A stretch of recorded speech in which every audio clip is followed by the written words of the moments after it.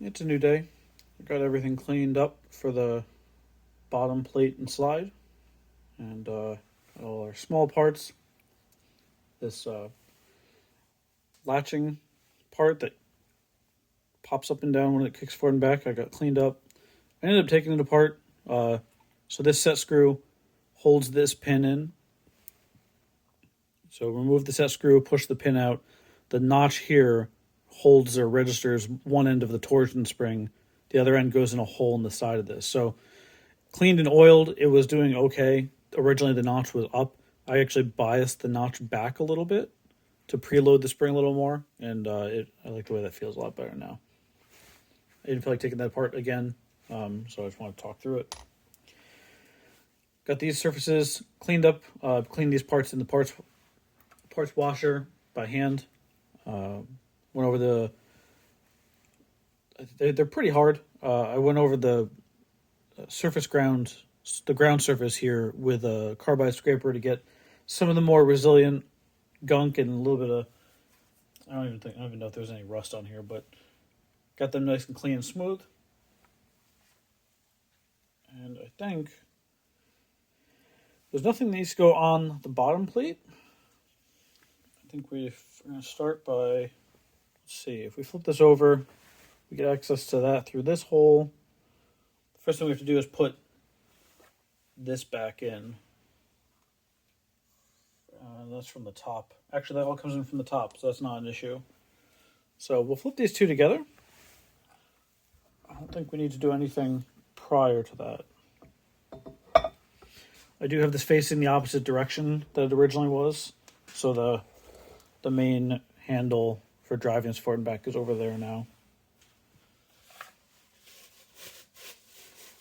And I did like an 80-20 job in the parts washer on this. I did not get everything clean perfectly because this is not a restoration. This is a functional cleaning and repair. Just getting some of the gunk out of this screw hole back here. I went over these parts with a mix of WD-40 and fluid film just so that everything, all the air surfaces that I stripped a lot of oils and protective coatings off of have something on them. All right, so now we'll drop in this part. This was retained by this pin. So we start by dropping this in. So this was retained by the pin that drops in that hole, which also registers this to face the right direction. So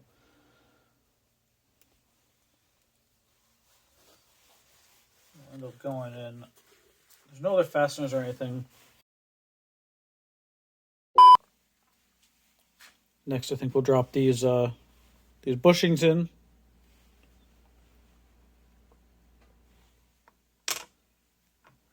For alignment.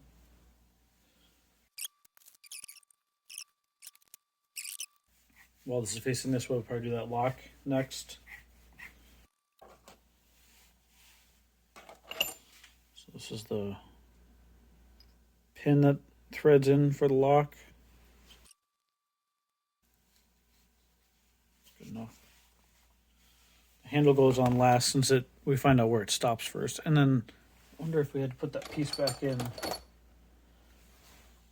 So there's this that drops in there. And then this ends up driving into the side of that.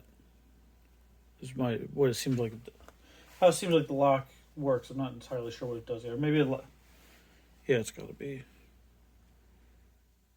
something like that. So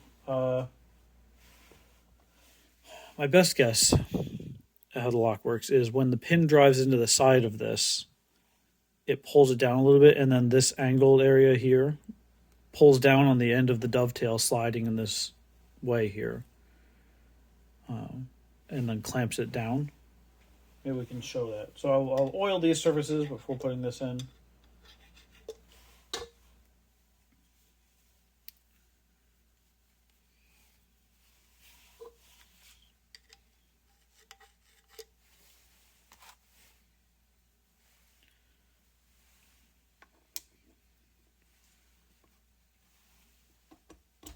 because that's not a light press fit like these. That's a sliding.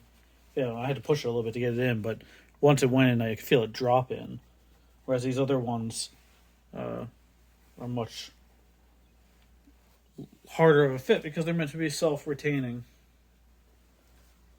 Put the handle for that right here.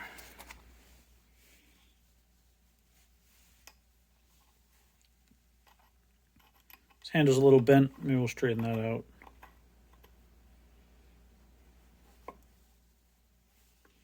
I wonder if I can feel that pull down. Yep, that's exactly what happened. I've got the pick in here, and as I move this handle, you can see the plunger move up and down in that bore.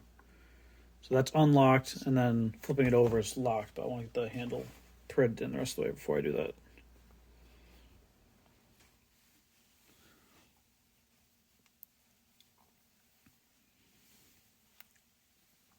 Okay. All right, that makes sense. And it doesn't, that's the thing, is when it unlocks, it doesn't push this back up. It just won't be pulling down actively so that the unit can slide forward and back. All right, looking through our next parts.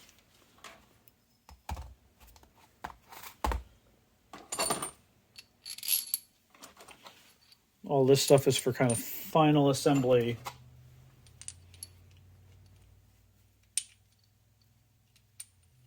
I don't think we're quite ready. Actually, yeah, these do need to go on before the top slide,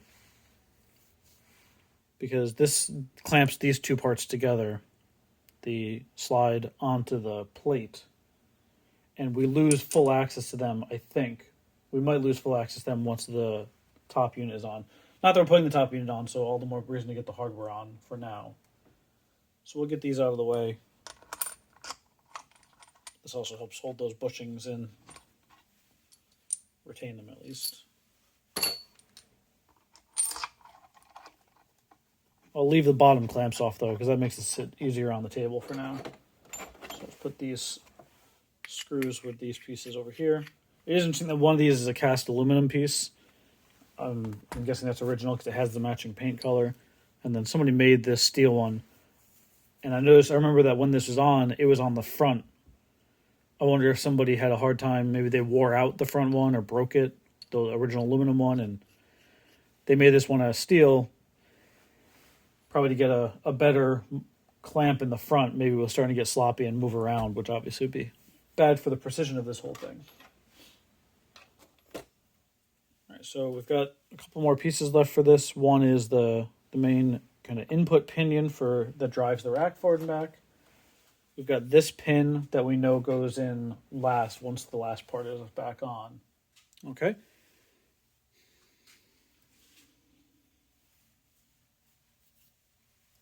I believe what we'll do, this has an oiler, so we will not grease this. We'll oil this. The end of this goes in here. We will oil that as well.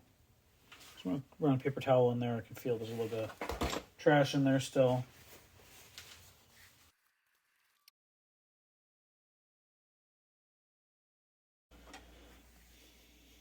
So we'll start by putting the pinion in the sleeve.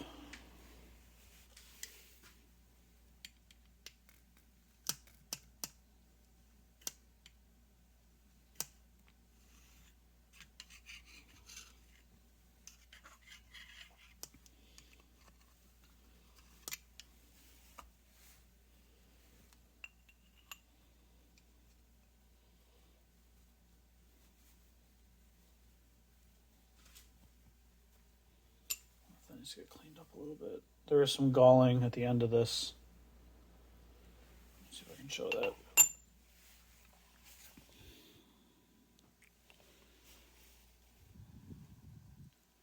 So it looks like there is some galling in that last 1/8 inch of the inside of the sleeve, and a pretty sharp burr where it's been. I'm guessing this is not a hardened part.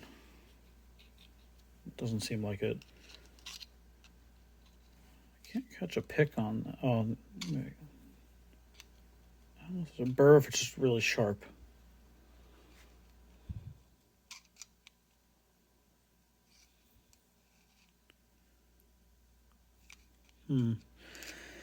I have half a mind to put this in the lathe and put just a little chamfer on this edge here.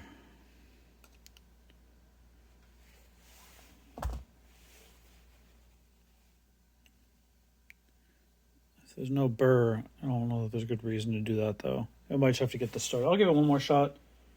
I don't seem to be scratching or damaging this shaft at all.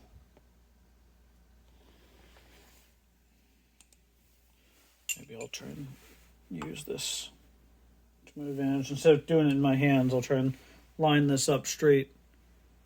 Tap this on to get started. That's better. And it was a little stiff coming out. But once it was in its kind of riding position, it was free running.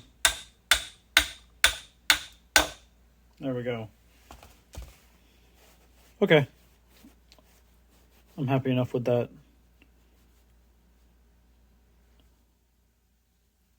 It does like running right about here.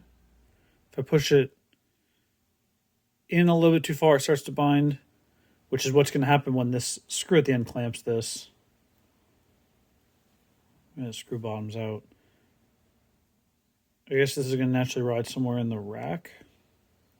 We'll see. If this doesn't run well, if I don't like the way this feels, we might have to clean that inside surface up, because it wants to grab here and at the back of the pinion gear itself.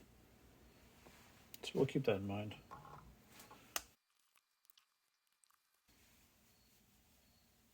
Okay. When we flip this over, we'll put the set screw in the bottom that retains that collar.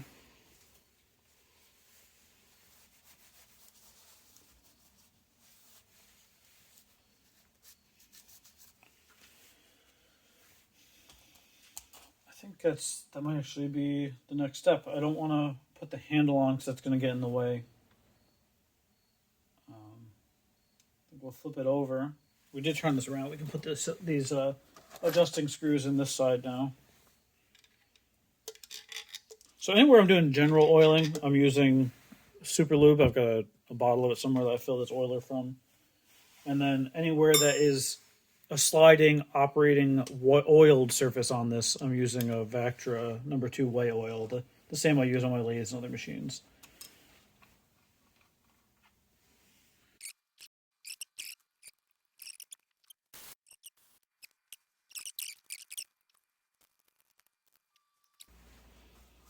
Flip it over, put the set screw in here. We'll put that pin in, even though I might have to come back out later. And the gib and the handle will stay off for now. Set screw down here, which is why when I tried to oil this, all the oil came pouring out. So this is opposite the oiler in the same groove.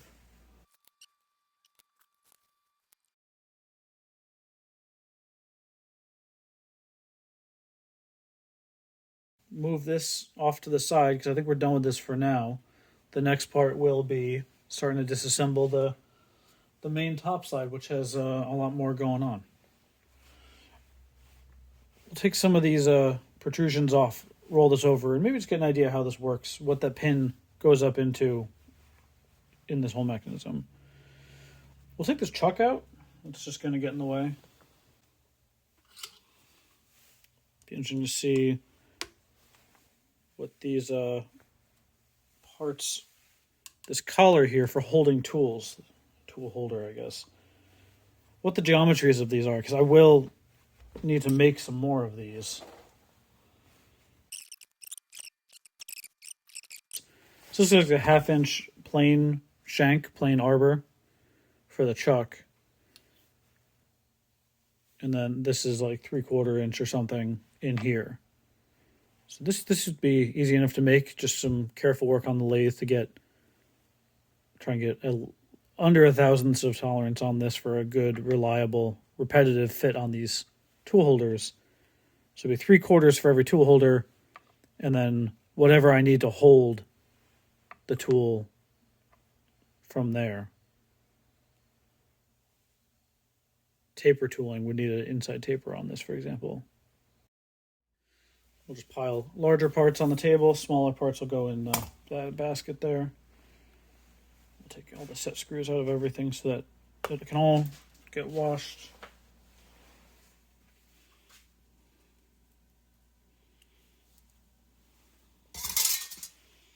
All right, let's take this lock out. There's a set screw.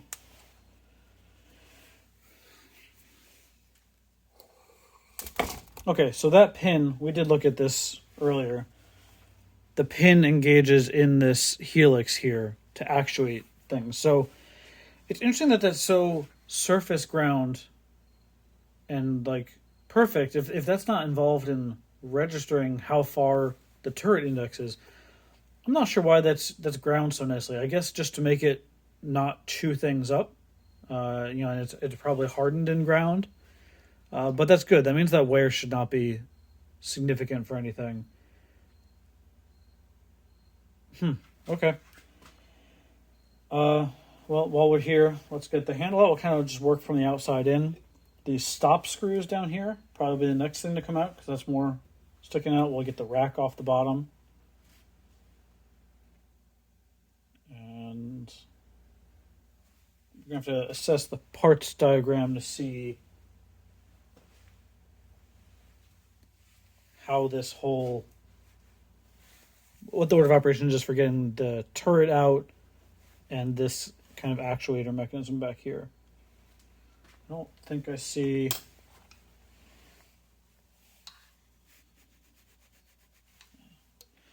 Yeah, I need to figure out how this cylinder back here is retained. But we'll start with the obvious things.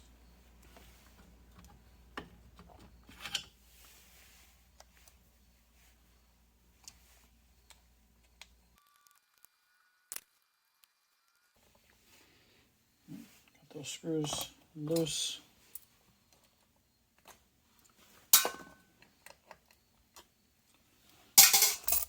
And then this sits in a groove. I wonder if it's registered in there pretty well. There we go. Probably lift straight at the front, but the suction of the old grease and stuff. Yep, just had it locked in place.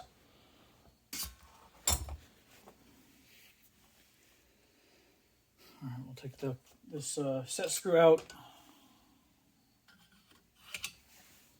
Put the lock handle here. And I wonder if that whole shaft, when that feels like it's giving us more play. All right, so that's not, I'll have to look down this hole, see what we see.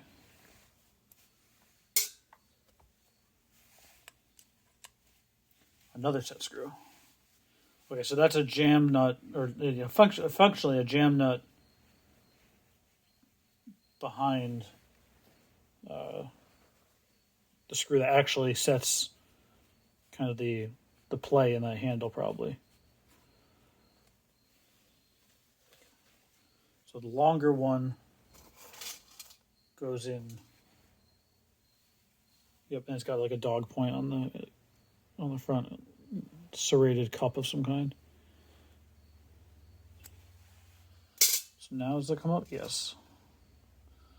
Wonder if that caused anything. So now I think it's time to consult the diagram. We could pull these screws out, but I'm curious where we're going from here. So we've got our 5 screws, shaft, bush, shaft, nut. Interesting to call that a nut. Yeah, it is threaded onto the shaft. Interesting. So once the 5 screws are out, I wonder if that nut unscrews. And that's what, yeah, that must be it. Okay. It doesn't show threads inside the nut, but I can just see what looks like the last thread here. So if we get these 5 screws out, then maybe this nut can thread this way to the left. Then the cylinder comes out. I'm still not 100% sure if that is what's retaining this, though. The rest of the main axial assembly here.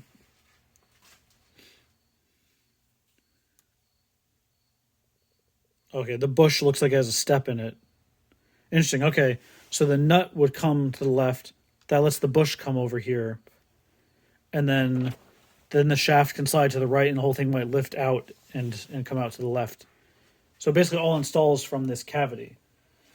Okay, if that's the theory, we'll turn this over and start working on taking those 5 stop screws out. Let's see how tight these jam nuts are.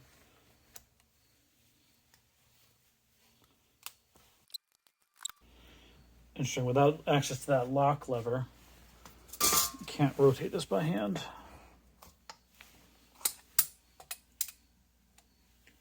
It's more of an unlock lever.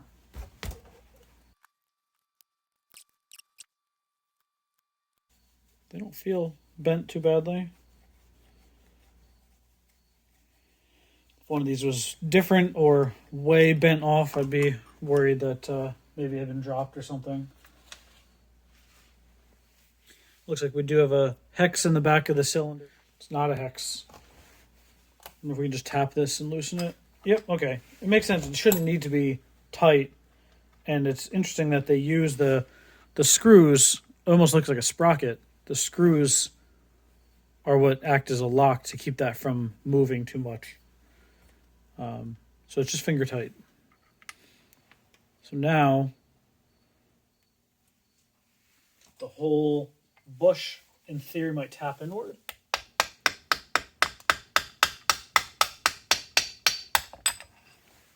All right. And then this whole thing can back up and come out as an assembly. And that explains why the casting is shaped the way it is. There's just enough room to do some of this. Let's see, we've got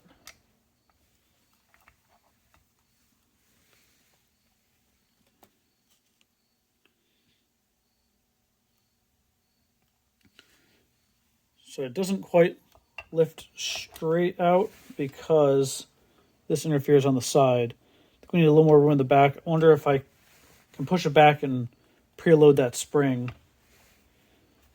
Does that slide? Oh, there's a little more. Okay, so the bush goes back in. Okay, so the bush didn't have to come out first. That went back in.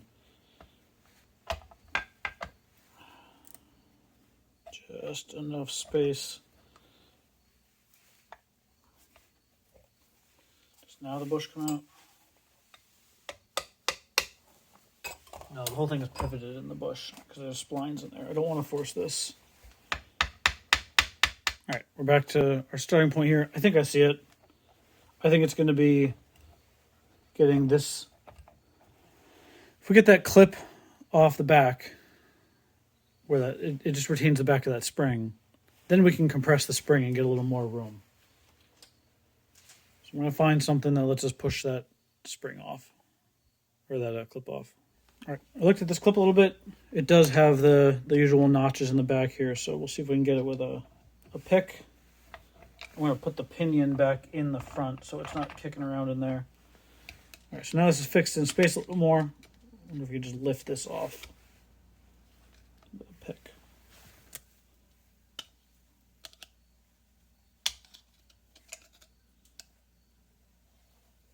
There we go. I don't know where it went. There it is. Little C-clip or E-clip. Now we'll put the bush back.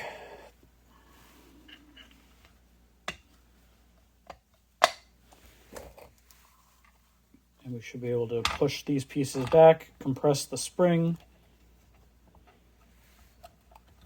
and lift this out. Interesting. No, it still interferes.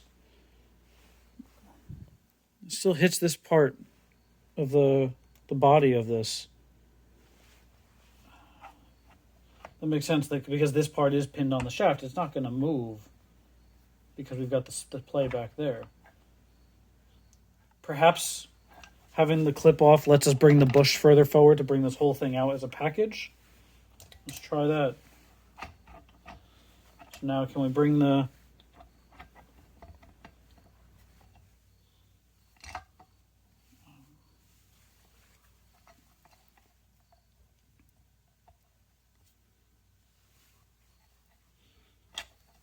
There we go. That did it. Okay. Sorry, my arm was in the way for all that, but what we did was brought the bush out first. Then we were able to tilt this much more because the bush was not in the bore back there. So we got this whole assembly now. And without depinning those parts, I'm not sure how much we're going to be able to get this part to clean it. So the bush may fit past the splines and come off. Not going to try that now. But the rest of these parts all came on from the front here. I don't see a reason for us to depin all these to clean this. I'll put this whole thing, I think this will fit in my ultrasonic cleaner. Maybe we'll hit it in the parts washer a little bit. Yeah, there's nothing to be gained by depinning this. We can only get ourselves in trouble.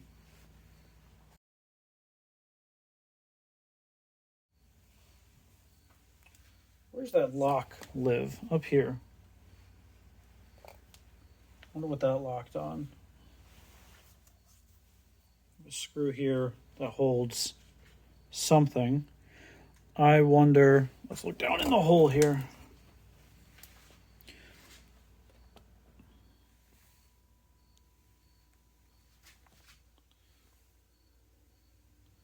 So there's where we see down in the bore.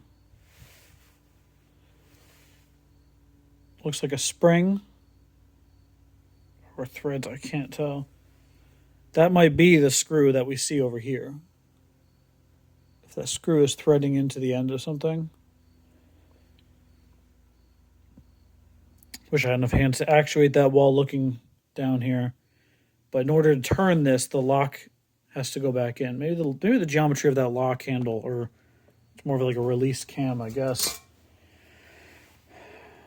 This pin maybe grabs something. Or is it this flat? If I line it up over here, the groove is where the set screw retains this. The flat ends up being lined up with this slot here. Okay. That little spring latch mechanism on the slide, this pushes that down, but it also, I think that's what this is lined up with, because that little flip up part dog catches in this slot here. But as far as unlocking the turret, this pin must do that. Let me get set up to look down there with a little more light.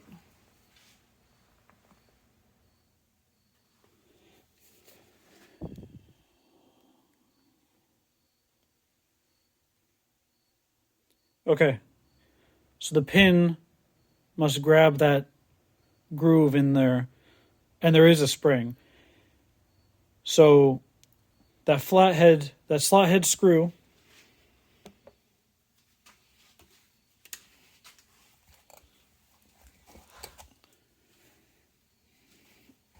this slot head screw provides, it threads probably pretty well into this piece. It's probably got a reduced section at the front that the spring is on, and the spring pushes a lock cylinder up into the turret. Let's look at the parts diagram and see. Yeah, they call it a peg. So that flathead screw is probably the peg. Then we got the spring. There's a plunger. There's a bushing in here that's retained. It's got a groove. It's probably retained by something we'll find. Maybe it's this big fat part here, actually, in this one. And then there's the plunger, which locks everything. All right. Do we want to take that out now? Probably not, because that's not going to help us get the turret out. To get the turret out,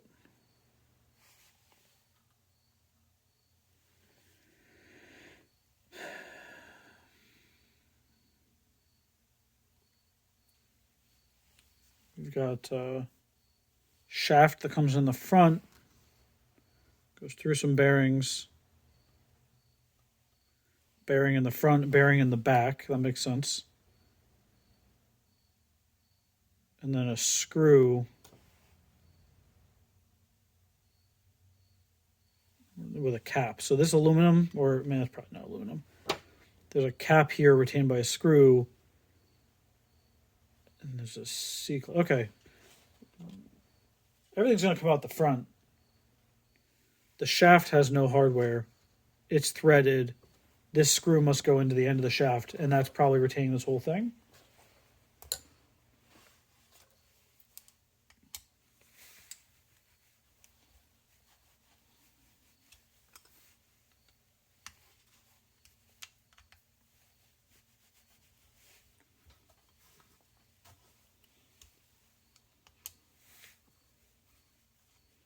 Or the cap just covers the C-clip we have to get out.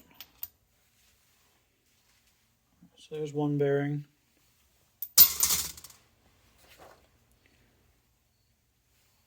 So it goes screw, cap, bearing, and then there's a clip behind the bearing. But is that enough that this whole thing comes out?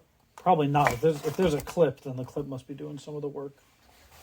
Let's just tap on this and see if we can identify where there's... Yeah, there's no play in that. Okay.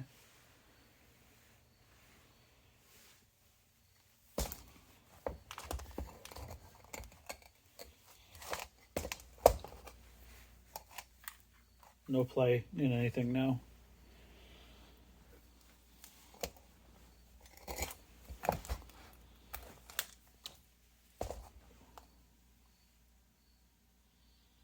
I mean, in theory, that bearing would come out. I don't see anything that retains that. I think that the cap holds the shaft into the back bearing. So the back bearing inner race is a light press fit onto the shaft. The cap holds that in the back bearing. The retaining, the bearing clip, that's so the bearing can't fall out the front, because this is a bore all the way through, and then there's a snap ring groove. So the shaft, now that we have the cap out, I think the shaft can be pushed out and the whole thing falls out the front. The main question is, do we have to take some of these lock parts out first? And I think the safe answer is yes, but I don't know how many lock pieces really can come out the back, because it's all going to be on this axis. I guess it's parallel to the turret, and the plunger goes into the back of the turret. All that's loaded, got to be loaded from the front, as we can see here. Nonetheless, I think we should be able to tap on this and get it to move out of the bearing a little bit.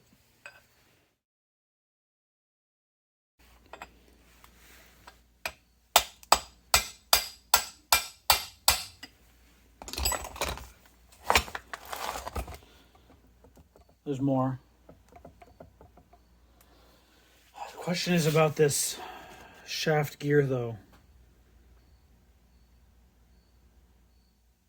Well, if the shaft is coming out, with all the steps, the shaft gear is pinned on. It's pinned on behind the back gear, or the front bearing, rather.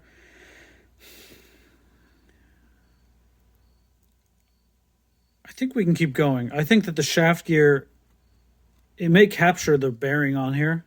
We may not want to take this whole thing apart. We'll see what that pin looks like. But if we keep tapping on this, we should get the shaft gear on the shaft with the bearing and the turret coming out. And if it all comes out at once, some of these plunger and lock parts might fall out. So we're going to be careful about that. Maybe that's all the more reason to work on the side. On the side here, have the turret supported a little bit. Hopefully not have all those lock pieces fall out the front. But we're going to keep tapping on this, see what happens. It's weird that it doesn't look like the shaft is moving in this. Well, maybe it is. It's really hard to tell.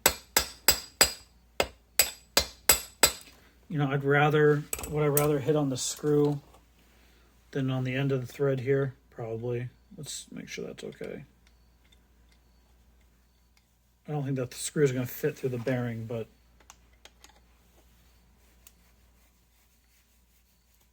it's pretty close. Wow, actually I think it might. All right, I'm going to drive that screw all the way in. I'm going to tap on that a little. I just hate to gum over the threads on the end of that shaft and create a real problem for myself. There we go. That actually also hit a lot better.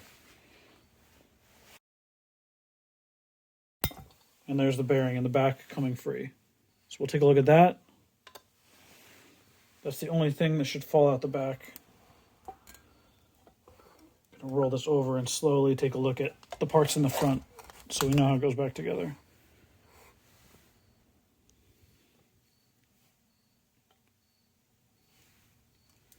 Okay, so the front bearing is larger and the shaft gear is there. We may not take this apart any more than this. Take the screw back out. I'm not sure we have anything to gain. We'll take the lock pins out of the turret. But I don't see a benefit.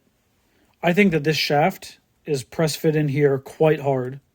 It's got a locating pin here to keep it from spinning and moving over time. If you look at the parts diagram,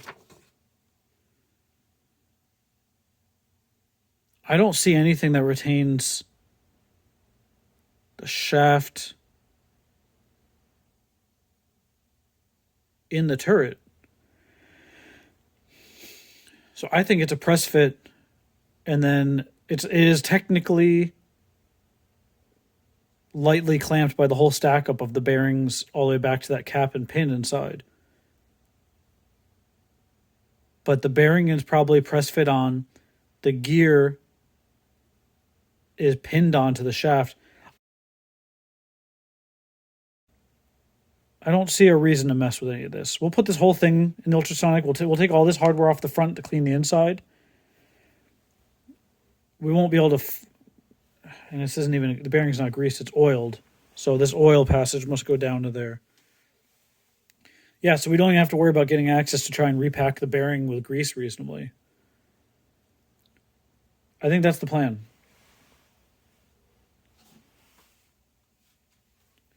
Let's put this aside. It's a self-contained unit for now. This plunger probably lifts right out the front now.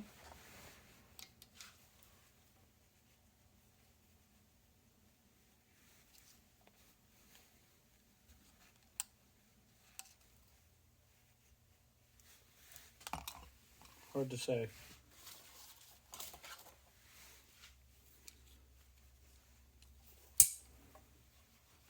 Yep. Okay, so there's the spring. These are just oil grooves, I guess. Make sure there's not supposed to be any O-rings on there. Plunger. There's a bushing in here that might just stay there. Yeah, it might be this thing pressed in from the front here. That's staying. No reason to extract that. These must just be oil grooves. All right. Spring is symmetrical. So then, if we flip this back over, our back race, we're going to leave that in. There's no reason to press that out.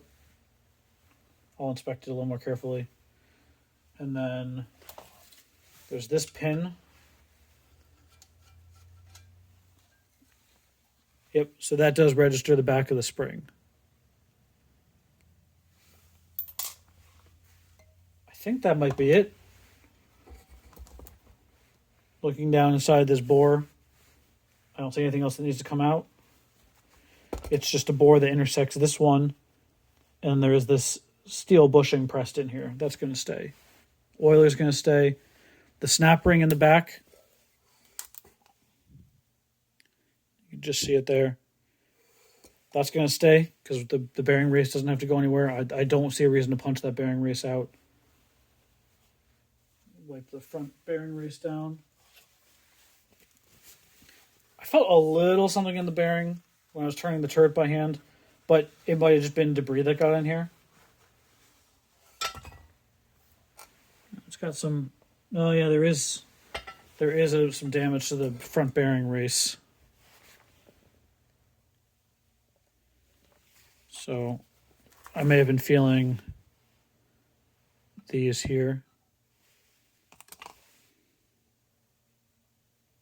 I can just feel the tiniest surface deviation on my thumb. I'm not worried about that. It's not like this is a high RPM thing. This is meant to be preloaded and locate. Just lightly preloaded. As long as it doesn't have any play in it laterally, it's doing its job. I'm not going to get bent out of shape about the state of that. While we're looking at this, I guess we'll look at the back one. Back one looks perfect. That takes way less load. The front one takes all the thrust of your operations. That's why it's a bigger bearing. So as you're running this, it's feeding into your work this way. So all of that load gets translated back and into here. And I'm actually surprised there's no damage in the back of here. If there was going to be damage or wear, I would have expected it to be in the back more. But that damage is actually off to the side. You know, if this is 12 o'clock up here, that's at like maybe 10 o'clock.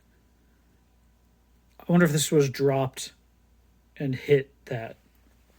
I wonder if we could find any signs of it being dropped. There is some kind of impact on here. If we look at how this locks, the locks are timed between tool positions. So I wonder if we found that damage there, and we found a lock position, does it put that directly opposite that damage? So I'm going to make the damage is facing me.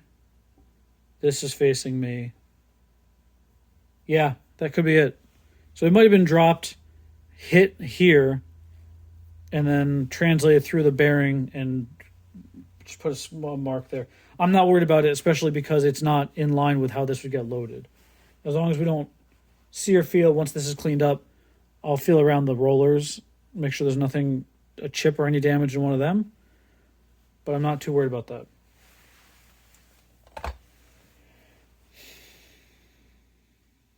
Okay.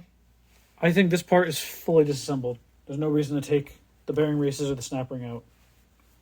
There's another oiler in the side back here at the top of the screen and on the near side.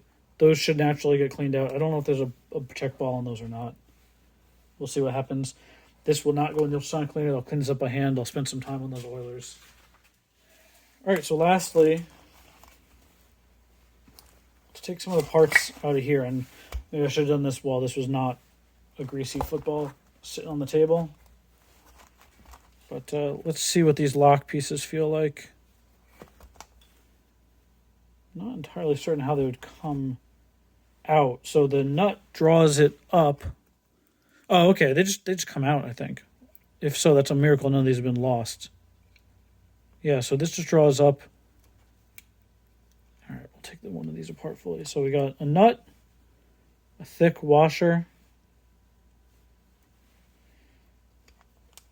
and then in theory that's just going to pull out of there. It normally wouldn't come when a tool is installed because there's a shaft in there. Are these retainers that are pressed into the top maybe? Let's see. So we've got stud, nut, washer, stud. I think these just pull out and there might just be a little bit of a burr there. So if we put this, just the nut back on, I wonder if we can pry on that. All right, I don't think we'll need a pry bar. I'll use a pick. So this is the one we were looking at.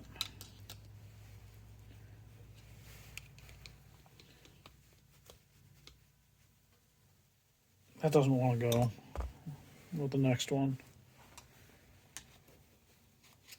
That seems to lift right out. So I wonder if some of these tools positions, they got used a little more. Yeah, that's all this is. I wonder if that just has a little bit of galling or a burr at the top from being clamped. I wonder how many of them are going to fight. Be nice to get them all out.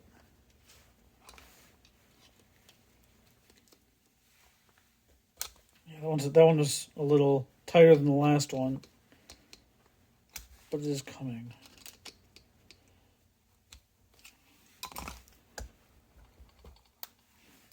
Yeah, I might have to clean up the top of these holes a little to make reassembly better.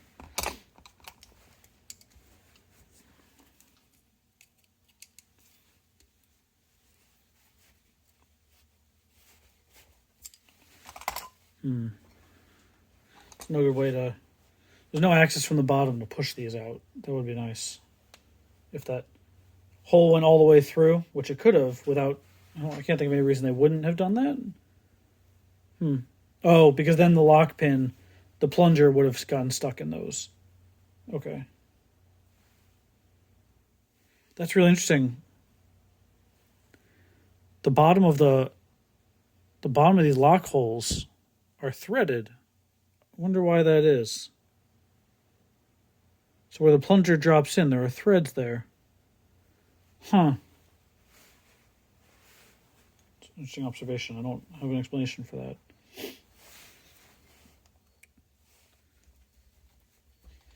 So yeah, there must be a burr on this, keeping it from coming out. Come back to that one.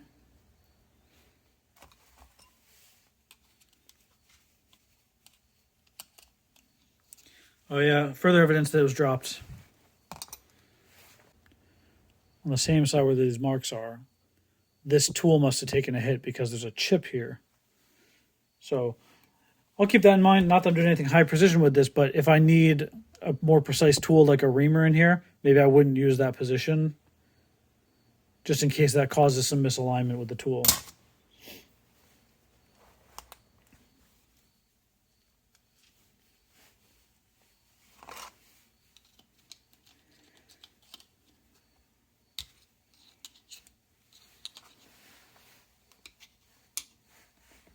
There we go.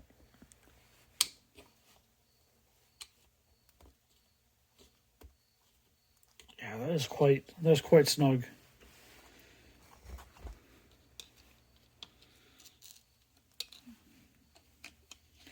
All right.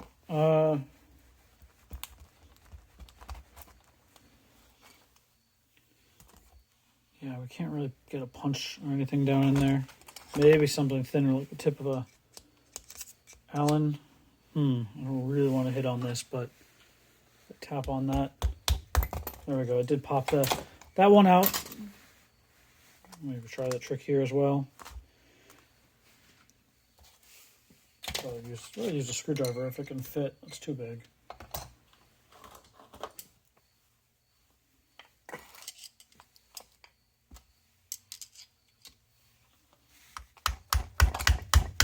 There we go. All right, just one left. The first one I tried, which was the most stubborn one, because it doesn't want to come out high enough to get a screwdriver or something on the bottom of it.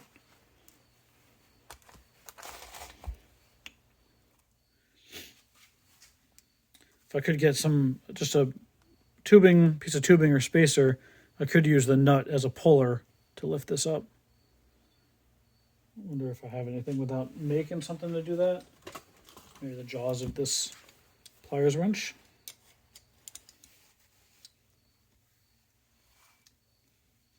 Yeah, that might work. I only got like half a thread though. That might pull the thread off the stud. I'll do this real lightly.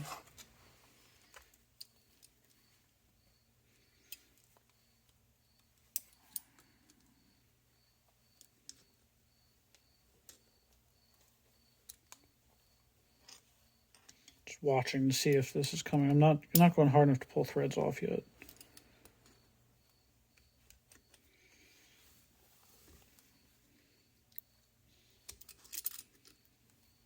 Yep, it's coming. I might need to get a washer. If I want to do this more, I'm going to have to put a washer on top of the plier jaws so that... All right, got a couple of washers here. Should give us a little more room to get plier jaws away, because as the shoulder on here comes up, it's going to interfere with the plier jaws. Actually, there we go. It was just getting past that first burr and giving me something else to pull on. All right, so the last cam stud is there. Okay. Like last time, I'm going to go through clean up parts. We'll look things over and put them back together.